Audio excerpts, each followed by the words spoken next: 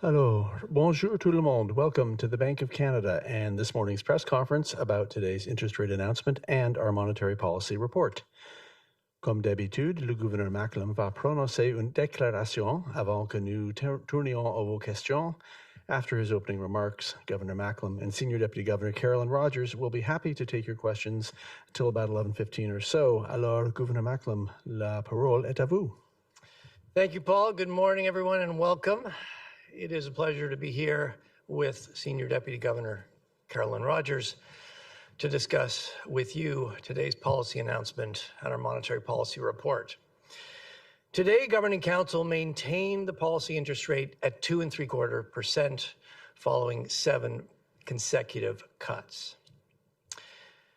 The Canadian economy ended 2024 in good shape. Inflation had been close to the 2% target since last summer. The substantial interest rate reductions since last spring had boosted household spending, economic growth had picked up, and many businesses were telling us the economy had renewed momentum. Since then, the dramatic protectionist shift in U.S. trade policy and the chaotic delivery have increased uncertainty, roiled financial markets, diminished global growth prospects, and increased inflation expectations. The path for U.S. trade policy remains highly unpredictable. There's also considerable uncertainty about the impacts of a trade war on our economy.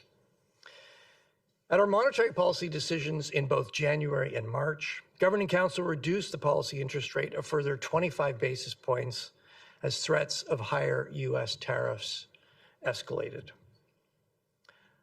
A lot has happened since our March decision 5 weeks ago, but the future is really no clearer. We still do not know what tariffs will be imposed, whether they'll be reduced or escalated, and how long all of this will last. At this meeting, we decided to hold our policy interest rate unchanged as we gain more information about both the path forward for U.S. tariffs and their impacts. Monetary policy cannot resolve trade uncertainty or offset the impacts of a trade war. What it can and must do is ensure that Canadians continue to have confidence in price stability.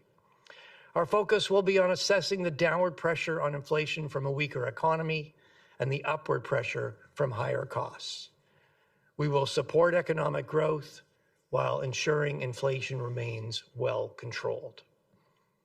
Faced with pervasive uncertainty, Governing Council will proceed carefully with particular attention to the risks.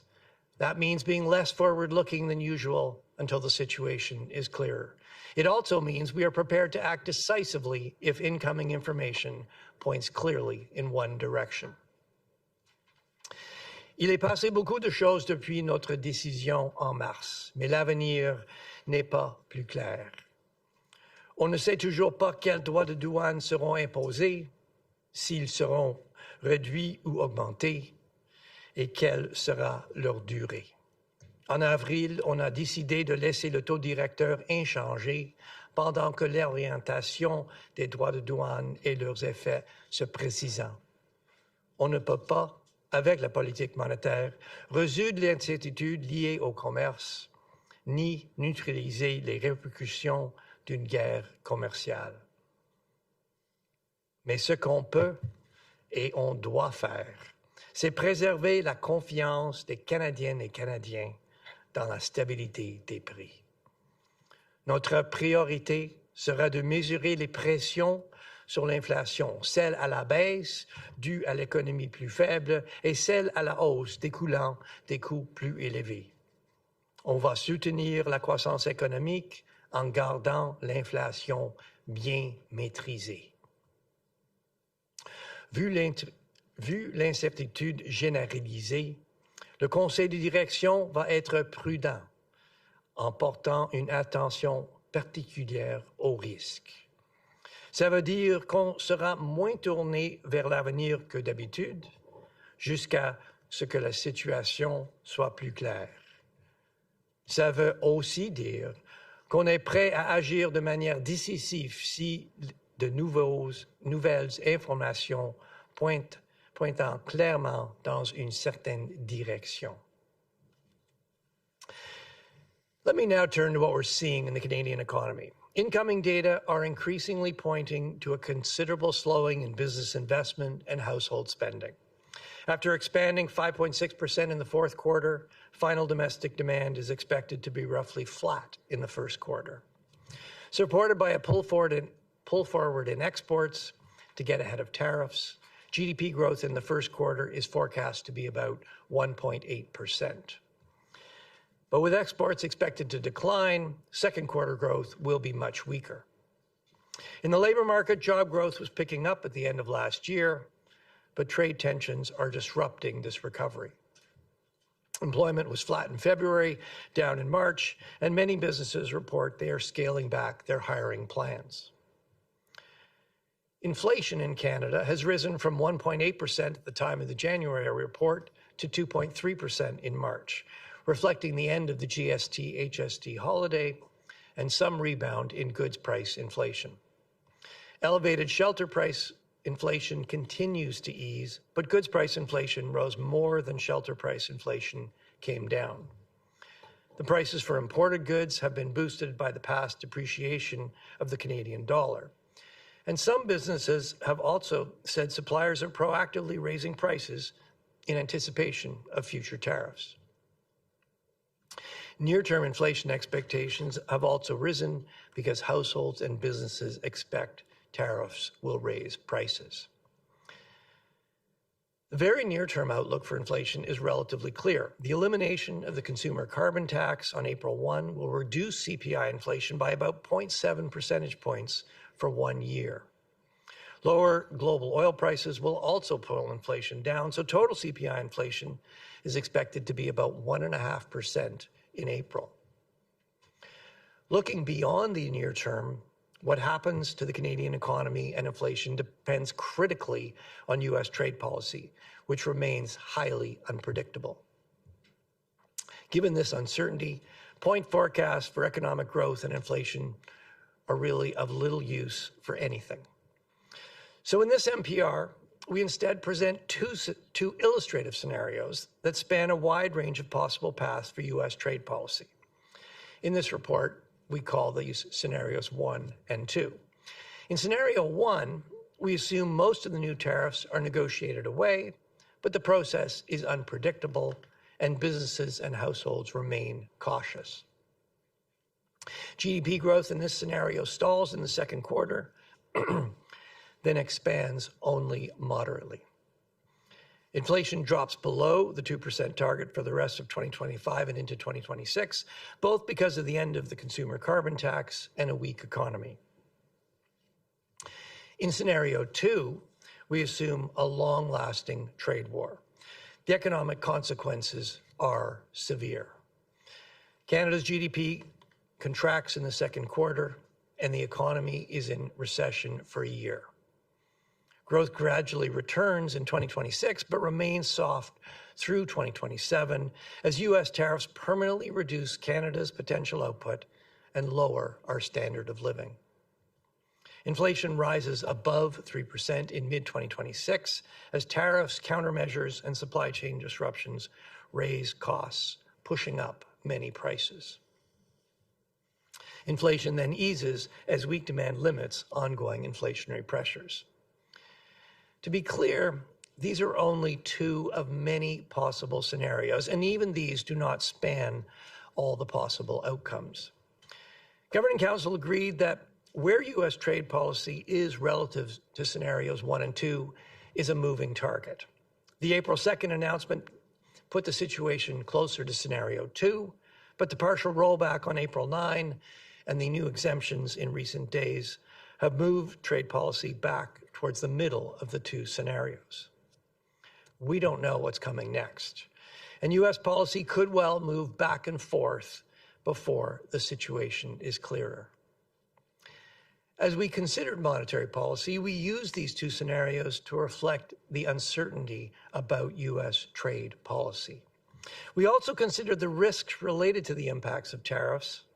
These could be smaller or slower or bigger and faster than captured in the scenarios. What happens with inflation will depend importantly on what happens with tariffs. And if we find ourselves in a protracted trade war, we will see opposing pressures on inflation. A weaker economy will put downward pressure on inflation, and higher costs from tariffs will put upward pressure. Both the uncertainty about tariffs and their opposing forces make forecasting inflation especially difficult at this time. Moving forward, we will pay close attention to the risks and uncertainties to the Canadian economy and inflation.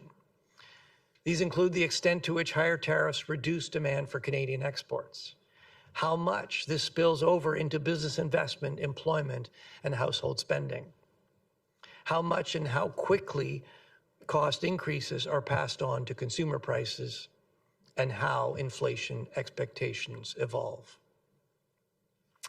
So let me wrap up. Depuis janvier, la politique commerciale américaine a changé de façon radicale et l'incertitude a beaucoup augmenté. Les États-Unis ont imposé de nouveaux droits de douane à des secteurs clés du Canada et à tous leurs partenaires commerciaux. D'énormes réévaluations des prix se sont produites sur les marchés financiers canadiens et mondiaux, qui restent volatiles. Les ménages et les entreprises ici et à l'étranger se préparent à une croissance plus faible et à des prix plus élevés. La politique monétaire va permettre de garder l'inflation bien maîtrisée et soutenir la croissance économique pendant que le Canada mène cette guerre commerciale indésirée. Comme toujours, la Banque sera guidée par son cadre de politique monétaire et son engagement à maintenir la stabilité des prix au fil du temps. Since January, we've had a seismic shift in U.S. trade policy and a sharp increase in uncertainty. New tariffs are now in place on key Canadian industries and on every other U.S. trade partner. Financial markets in Canada and around the world have violently repriced and remain volatile. Households and businesses in Canada and beyond are bracing for weaker growth and higher prices. Monetary policy will ensure inflation remains well controlled and support economic growth as Canada confronts this unwanted trade war. As always, we will be guided by our monetary policy framework and our commitment to maintain price stability over time. And with that, the Senior Deputy Governor and I will be very pleased to take your questions. Okay, thank you, Governor. We will go to questions now, and we'll start with the reporters who are here in Ottawa at the bank, after which we'll go to those who have joined us remotely. As usual, I'm going to ask you to please limit yourself to one question so that every media outlet will have a chance to ask a question. If I forget to do so, please state your name and affiliation. And for those who are new, please press the green button in front of you to activate the microphone. Shut it off again, please, when you're done. Avant de poser votre question, veuillez vous identifier et si je ne l'ai pas fait. Et comme toujours, libre à vous de poser vos questions dans la langue officielle de votre choix. So we'll have our first question here in Ottawa, and I'm going to start with Paul Vieira from the Wall Street Journal, please. Governor, why wouldn't you cut today, given some of the downcast numbers that you presented in your NPR and communications, such as the 7% drop in real estate activity and the considerable slowing in business investment and household spending? Don't those conditions warrant a cut? The short answer, Paul, is the Canadian economy is starting from a good place. There's a lot of uncertainty, and we're navigating carefully. So let me unpack that. As I highlighted in my opening remarks, the Canadian economy started the year in good shape. Inflation has been close to 2% since the start of the year. We reduced interest rates substantially. Growth picked up. Employment strengthened. As we came into this year, there have been escalating tariff threats by President Trump. We lowered our policy rate in January and in March by 25 basis points. And in March, we said we would be less forward-looking and we would be proceeding carefully with further changes in our policy rate. Look, a lot has happened in the last 5 weeks since our March policy decision, but really the situation is no clearer. I mean, tariffs have been announced, they've been imposed, they've been retracted, they've been threatened again.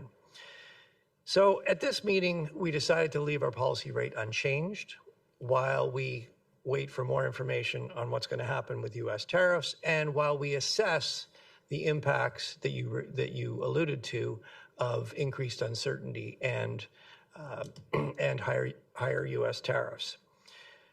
Look, the message is we're navigating carefully.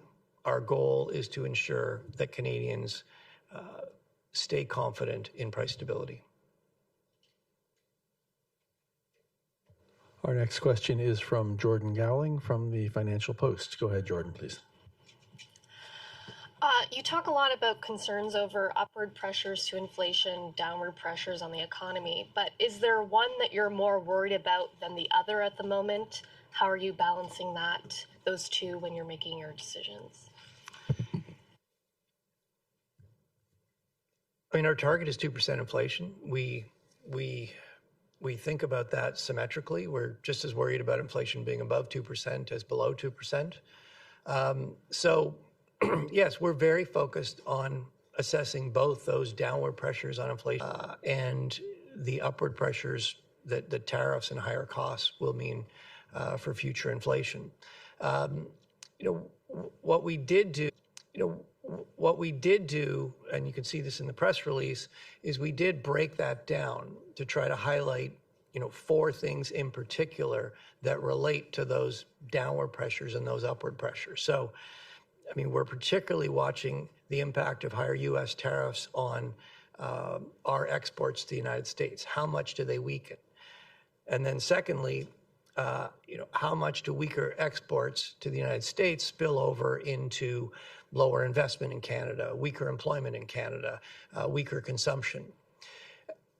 Those will have those are very important for how big those downward pressures are going to be on inflation.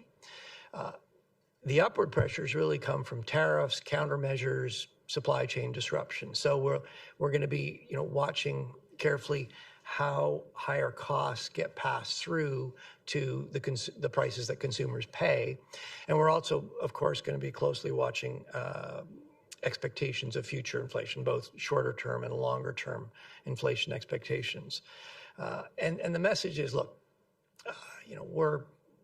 we're going to do as much as we can to support the economy while maintaining our primary focus on price stability. Okay, next I'll call on Mark Rendell from the Globe and Mail, please. Thanks, Governor, for taking the question.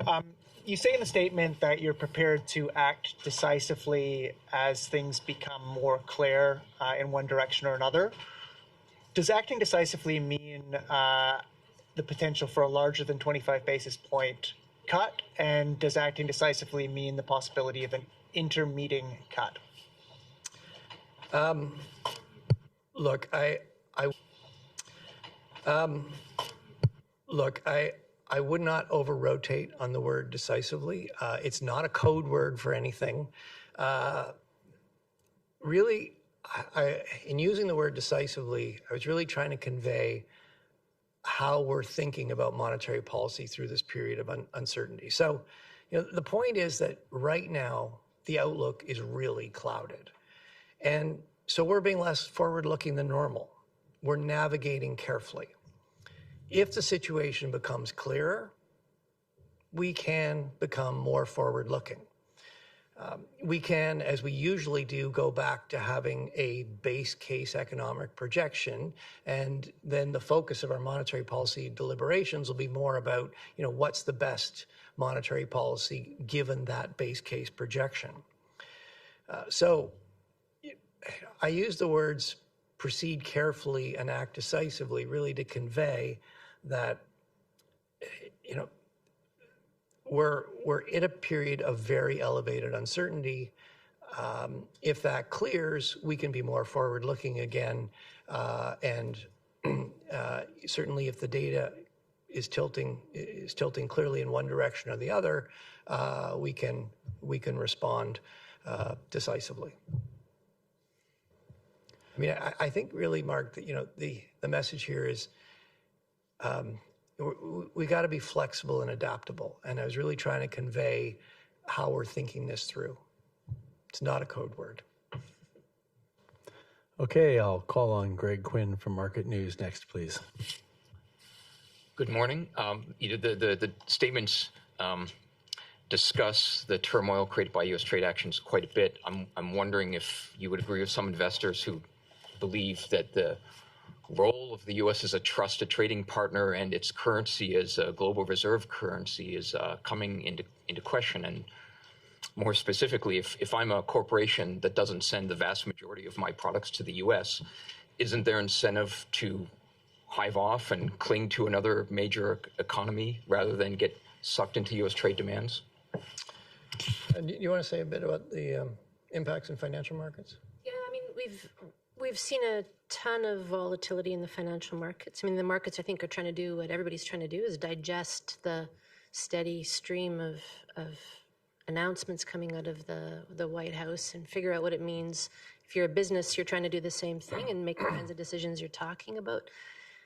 In terms of a reserve currency, I mean, I think it's premature to read anything sort of structural into what we're seeing or to kind of get ahead of ourselves and declare those kinds of things. I mean, we did see some unusual moves in U.S. yields, but they've settled down since then. So it's pretty premature to make those kinds of declarations. I do appreciate how consequential those kinds of decisions are for businesses. I imagine they're doing the same thing we're doing, which is hoping for some clarity. Yeah, I'll just add, next week I'm on my way to New York and then Washington for the spring IMF meetings. I expect there's going to be a lot of discussion on these issues. So. Okay, I'm going to go to the back corner now for Craig Lord from Canadian Press, please. Good morning, governors. Thank you for taking our questions. In your severe scenario, inflation rises briefly above 3% next year and comes back down. And that's not, the decades high levels of inflations we were dealing with in the recent years. Does that therefore give you any more leeway to either reduce interest rates further or keep them lower, with inflation unlikely then to move too far beyond your target range? Well, look, I'd highlight a couple things. First of all, you have to remember these two scenarios are two illustrative scenarios among many things that could happen. The other thing I want to stress is that, even if you told us, okay, this is the scenario, there's still going to be a lot of uncertainty, particularly with respect to how inflation responds. And in fact, if you go back to the speech I gave in Calgary a few weeks ago, I illustrated that. So, the response of inflation is going to depend a lot on how much and how quickly businesses pass through higher costs into inflation. So the more they pass through and the faster that happens, the higher inflation will go. It's still, of course, the faster they pass it through, it'll go higher, but it'll also come down faster, providing monetary policy does its job. So, also to say, there's uncertainty about the scenarios. There's also uncertainty about exactly what exactly the impacts will be given any different scenario. I mean, we have not had anything like scenario 2. This is an unprecedented shock in more than 100 years.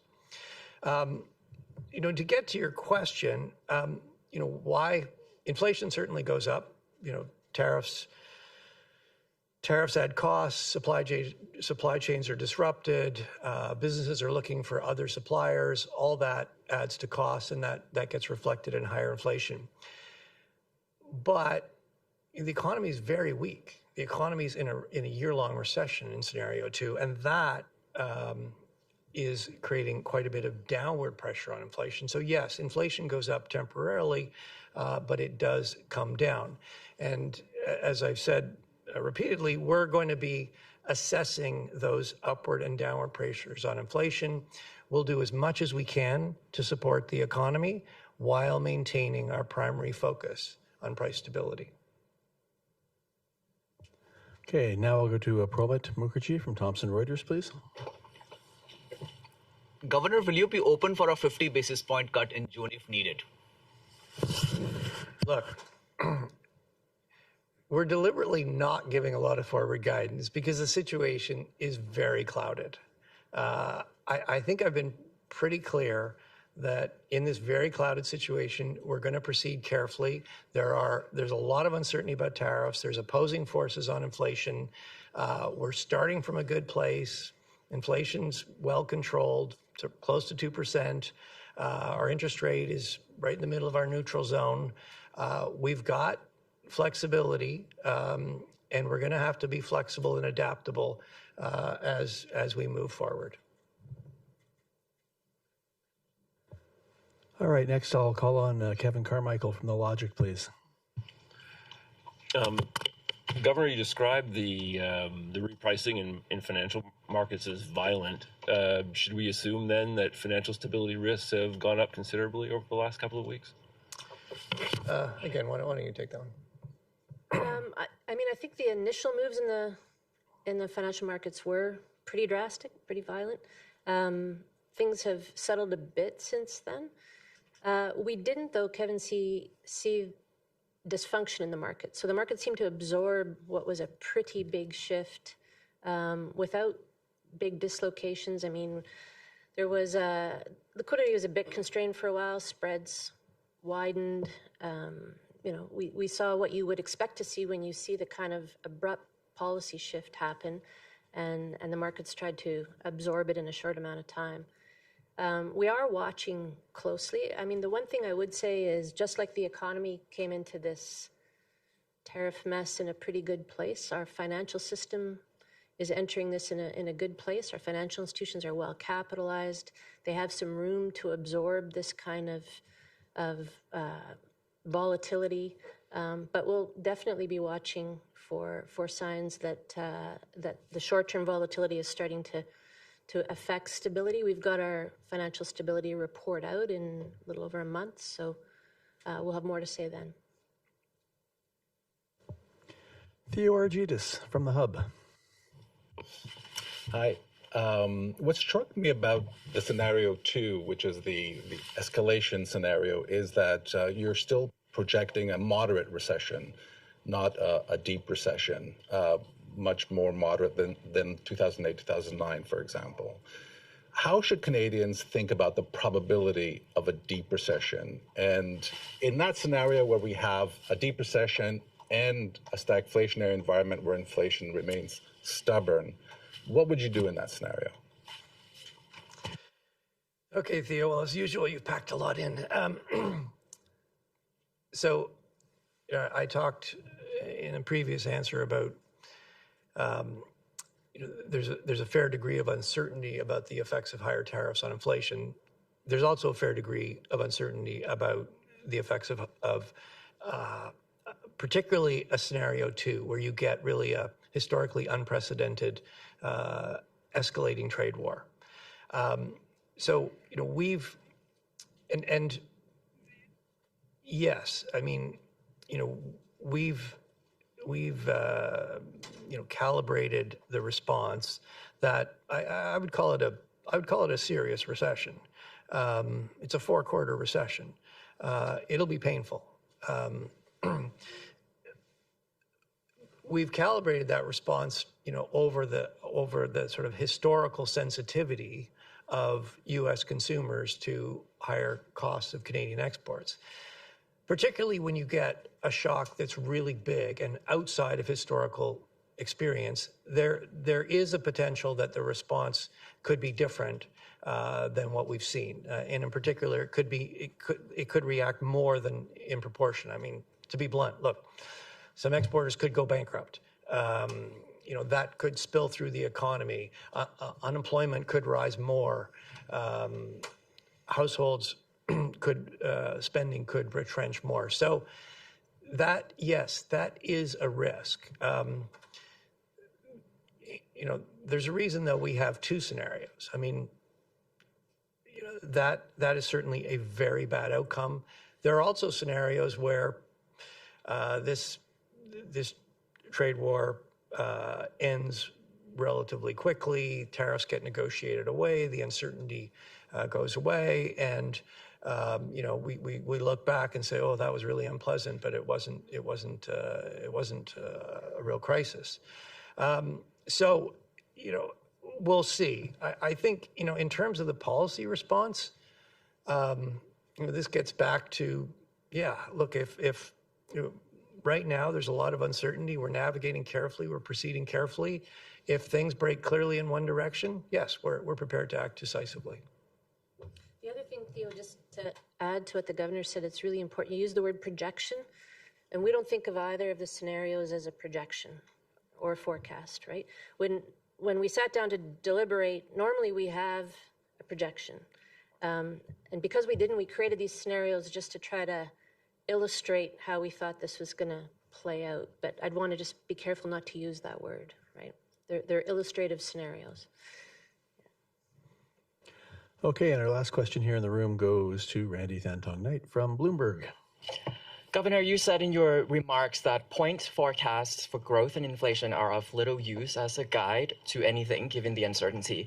Should we discount views from economists who continue to offer their point estimates of GDP and inflation? And are you worried that by removing these base case projections, it could add to Canadians' already elevated anxiety about the economy?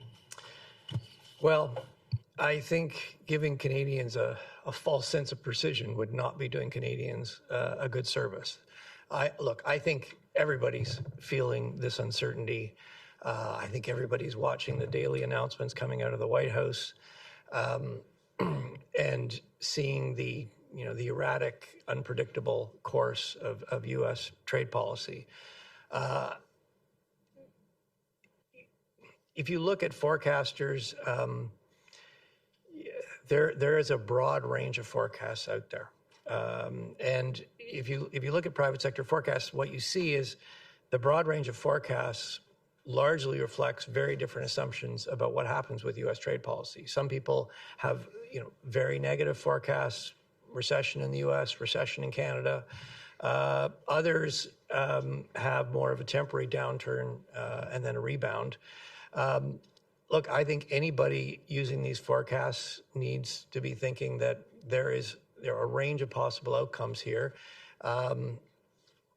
Every business, every Canadian is coping with this. What we've tried to do is outline how we're managing through it. Okay, we're going to go to the phone lines now.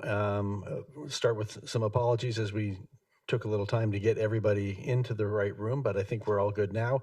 I will remind you, the folks on the line, come off mute, please, only to ask your question, then go back on mute as soon as you finish so everybody can hear the response. I'm going to start first with Rob McClister from Mortgage Logic News, and after that I'm going to go to Anis Haidari from CBC. So Rob, to you first, please. Good morning. History has shown that recession and surging inflation are not always mutually exclusive. So given that and other things equal, how long would inflation need to stay above the 3% control range limit in a recession scenario to not be considered temporary? Are we talking months or quarters or? Look,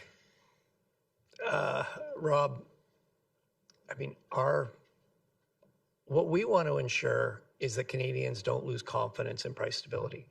I'm not going to, we've put out a couple of illustrative scenarios, and they give you, a sense of the inflation outcomes could be pretty different. I mean, the first scenario, inflation stays pretty close to the 2% target. In the second scenario, it rises briefly above 3%. Could it rise?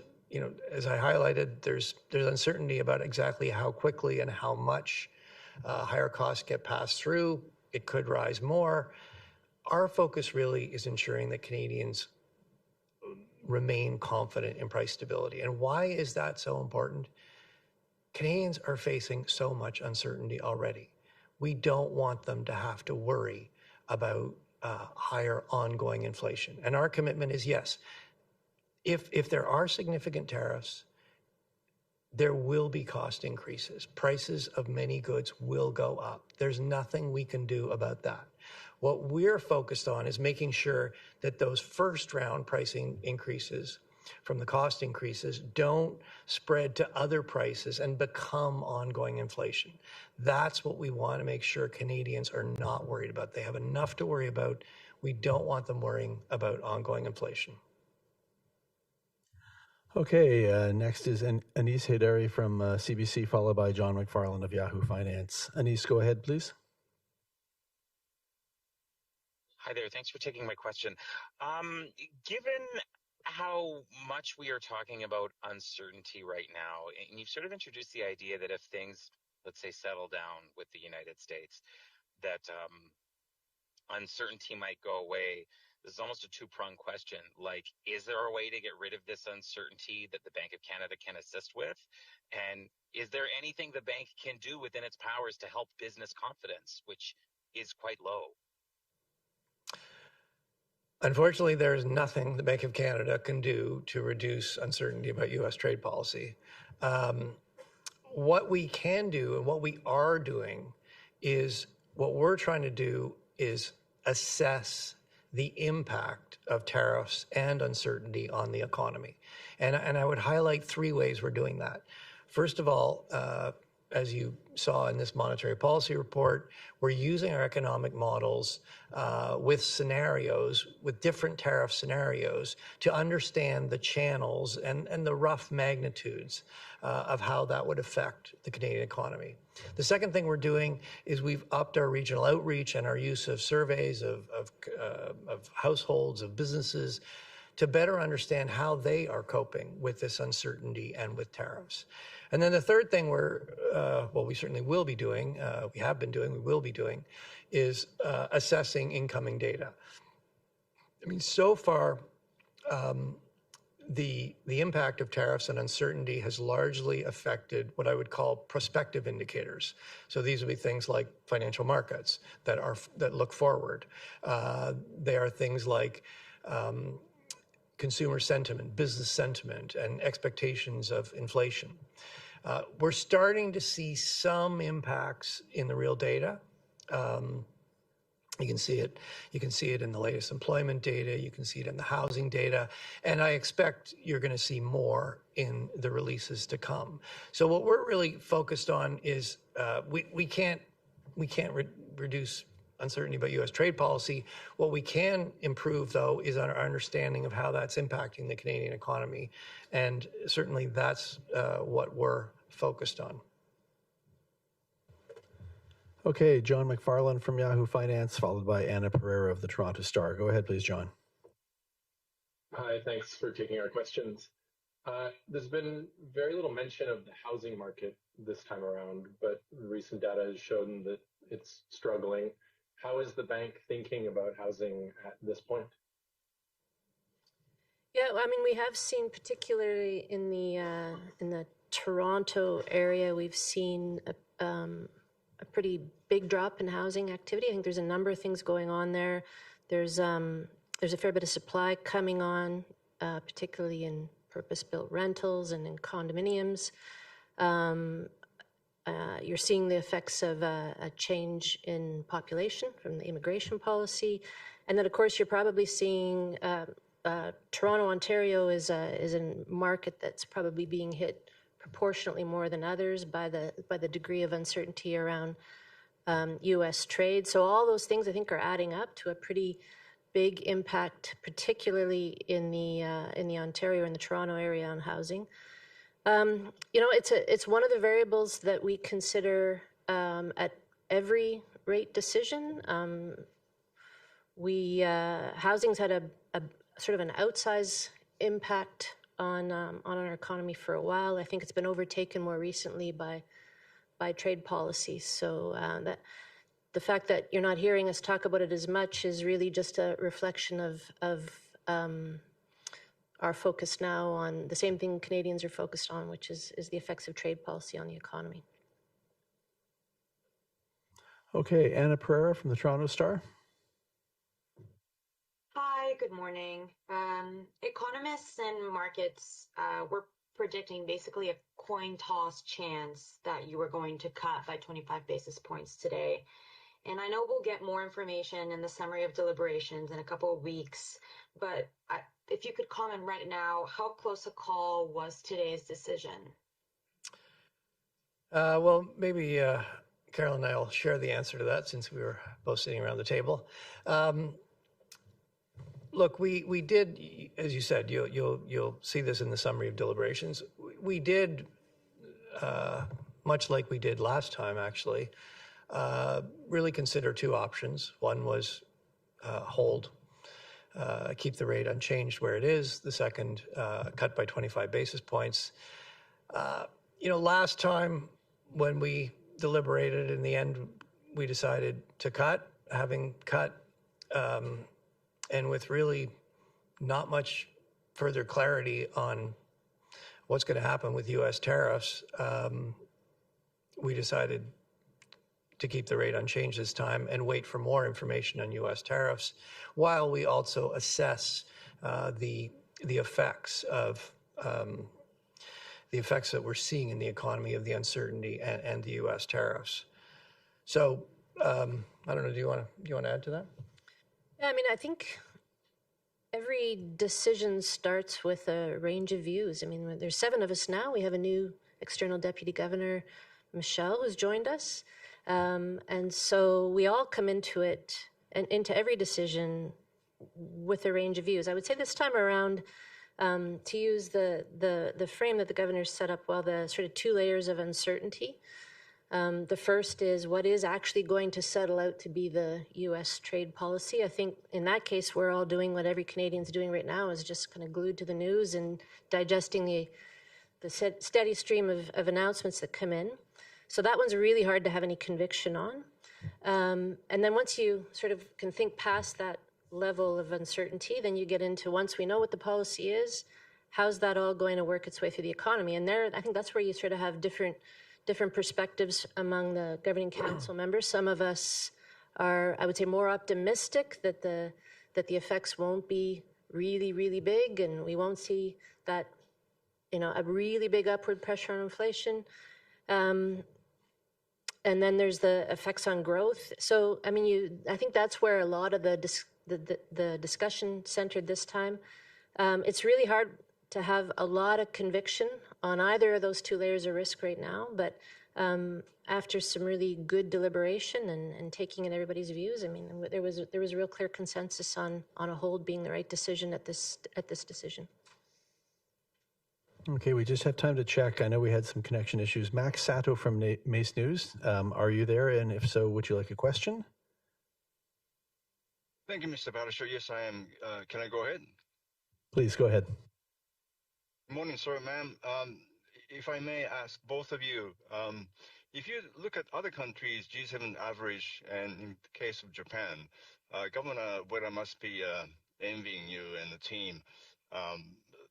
Look at the inflation rate, like 3%, and I think G7 average rate recently 2.7, and so. Do you think compared to those situations, Canada's faring much better? Because not just Canada, Japan is also being hit by tariffs, just the whole situation.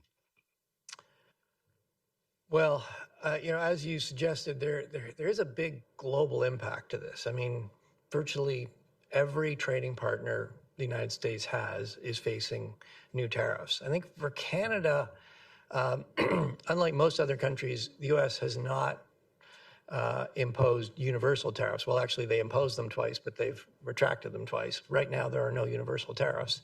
But we do have tariffs on some very important parts of our economy: steel, aluminum, the auto industry, and elements that are not compliant with the USMCA. And, for Canada, the other element, well, first of all, I mean, for Canada, our economy is so integrated with the United States. The impacts are particularly strong. The other element that's important for Canada in particular, because our economy is so linked to the United States, is actually what happens to the U.S. economy. And, you know, these U.S. tariffs, they're not good for the U.S. economy either. In fact, in scenario 2, the U.S. economy goes into a recession. If the U.S. economy goes into recession, that's going to further weaken demand for Canadian goods and services. So, you know, I think for Canada, look, this is a huge deal for every country. For countries like Canada that are closely integrated with the United States, it is a particularly big deal. Okay, and that will conclude today's press conference. Thank you, Governor. Thank you, Senior Deputy Governor. And thanks, everybody, for joining us today. See you next time.